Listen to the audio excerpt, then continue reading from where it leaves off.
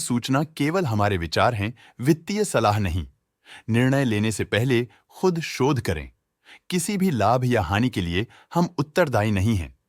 आज हम देख रहे हैं हीरो मोटोकॉर्प लिमिटेड के 2024-25 Q4 की standalone financial performance. Starting with the sales, पिछले क्वार्टर से सेल्स में -3% का डिक्रीज हुआ है, मगर कंपनी ने पिछले साल के मुकाबले 4.5% का सेल्स इंक्रीज रिपोर्ट किया। Expenses -2.5% quarter on quarter decrease हो गए हैं, जो साल भर के 4.5% के राइज के साथ अलाइन करता है। एक्सपेंसेस में डिक्रीज अच्छा है, लेकिन सेल्स में डिक्रीज निराशा की बात है। ऑपरेटिंग प्रॉफिट, जो पिछले साल के कंपैरिजन में 4% अप हुआ है, quarter on quarter around -4% decrease हुआ है। Operating profit margin (OPM) annual basis पे -0% से डिक्रीज हुआ है और पिछले क्वार्टर के कंपैरिजन में -0% से डिक्रीज हुआ है। एक्सेप्शनल आइटम्स को ऐड करके अदर इनकम पिछले क्वार्टर के कंपैरिजन में -29.5% गिर गई, बावजूद इसकी ईयरली ग्रोथ 24% हुई है। इंटरेस्ट एक्सपेंसेस पिछले क्वार्टर से -13% डाउन हुआ, लेकिन ईयर ओवर ईयर इंक्रीज 4% हुआ है। डिप्रिशिएशन कॉस्ट्स में क्वार्टरली -2.5% का डिक्लाइन देखने को मिला और ईयरली बेसिस पे 4% का इंक्रीज देखा गया। प्रॉफिट बिफोर टैक्स एनुअली 7% बढ़ा, लेकिन प्रोसीडिंग क्वार्टर से -9.5% डिक्रीज हुआ है। इस साल कंपनी ने 25% टैक्स पे किया और क्वार्टरली कंपनी ने 25% टैक्स पे किया है। नेट प्रॉफिट ने ईयर ऑन ईयर 6.5% का इंक्रीज दिखाया, लेकिन लास्ट क्वार्टर से -10% का कंट्रैक्शन हुआ है। इस क्वार्टर के दौरान कंपनी का परफॉर्मेंस इतना अच्छा नहीं रहा। नेगेटिव नेट प्रॉफिट लॉसेस को इंडिकेट करता है। वहीं अगर एनुअल एनालिसिस की बात करें तो इस साल कंपनी का परफॉर्मेंस ठीक रहा। अर्निंग्स पर शेयर (EPS) में साल भर में 3% का इंक्रीज देखा गया, लेकिन क्वार्टरली में 10% की गिरावट भी नजर आई। इस क्वार्टर में कंपनी का EPS इतना अच्छा नहीं रहा। नेगेटिव प्रॉफिट कमजोर एफिशिएंसी को दिखाता है। हीरो मोटोकॉर्प लिमिटेड के फाइनेंशियल स्नैपशॉट को रिव्यू करते हुए कुछ मुख्य ट्रेंड्स सामने आए हैं, जो कंपनी की परफॉर्मेंस पे रोशनी डालते हैं। मार्च 2022 से मार्च 2025 तक हीरो मोटोकॉर्प लिमिटेड की फाइनेंशियल जर्नी में सबसे पहले बात करते हैं सेल्स की। इस साल सेल्स में 9% की वृद्धि हुई है और पिछले 4 सालों में 39.5% की वृद्धि हुई है, जो एक निरंतर अपवर्ड ट्रेंड को दर्शाता है। पिछले 3 साल से सेल्स लगातार बढ़ती जा रही है, जो मार्केट एक्सपेंशन और कंज्यूमर डिमांड में वृद्धि को दर्शाता है। अब बात करते हैं एक्सपेंसेस की। इस साल एक्सपेंसेस 8.5% बढ़े हैं और 4 सालों में 35% का इजाफा हुआ है।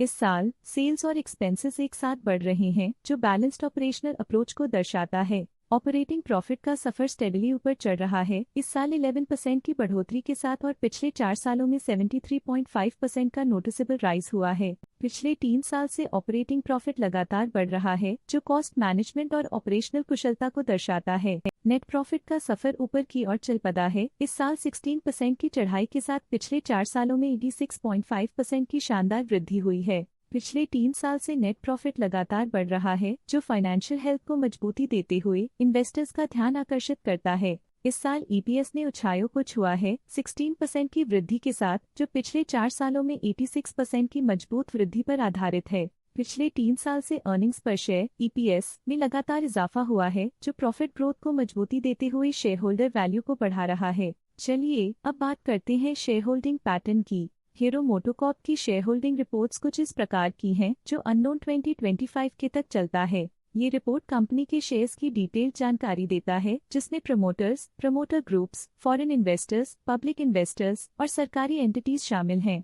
पब्लिक द्वारा हेल्ड शेयर्स का परसेंटेज 9.58% से इंक्रीज होकर 2025 के में 9.93% तक का इंक्रीज से देखा गया। ये चेंजेस स्टेट है कि पब्लिक की इन्वेस्टमेंट कंपनी में क्वार्टर टू क्वार्टर इंक्रीज हुई है। जब कंपनी के शेयर्स का अधिकतम हिस्सा प्रमोटर्स, FII, DII या गवर्नमेंट के पास होता है, तब ये माना जाता है कि कंपनी मजबूत हाथों में है, जो स्थिरता और मजबूत समर्थन को दर्शाता है और इस मार्केट की स्थिरता बनी रहती है। DII डोमेस्टिक इंस्टीट्यूशनल इन्वेस्टर्स ने अपना शेयर होल्डिंग दिसंबर 2024 में 27.72% से 2025 में 27.9% तक इंक्रीज किया।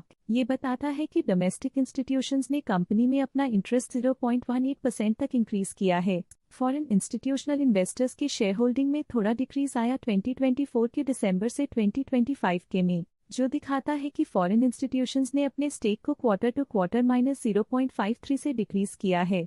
जिसे पता चलता है कि उन्होंने अपनी इन्वेस्टमेंट्स को पुल बैक किया है।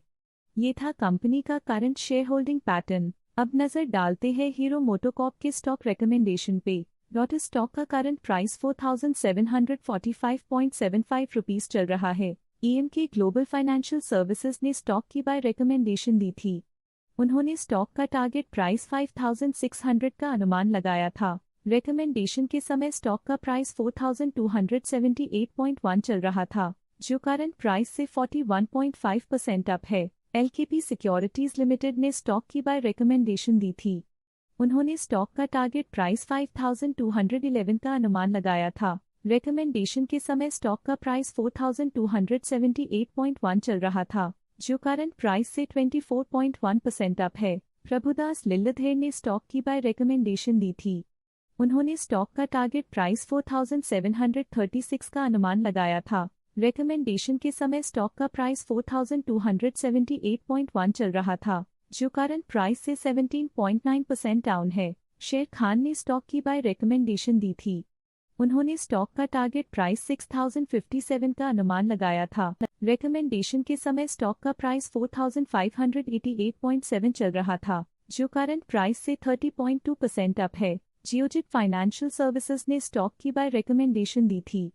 उन्होंने स्टॉक का टारगेट प्राइस 5269 का अनुमान लगाया था। रिकमेंडेशन के समय स्टॉक का प्राइस 4630.5 चल रहा था, जो करंट प्राइस से 14.6% अप है। आज के लिए फाइनेंशियल सेक्टर में इतना ही। देखने के लिए धन्यवाद। स्टॉक लेटेस्ट न्यूज अपडेट के लिए चैनल को सब्सक्राइब करें और वीडियो को लाइक एंड शेयर करें।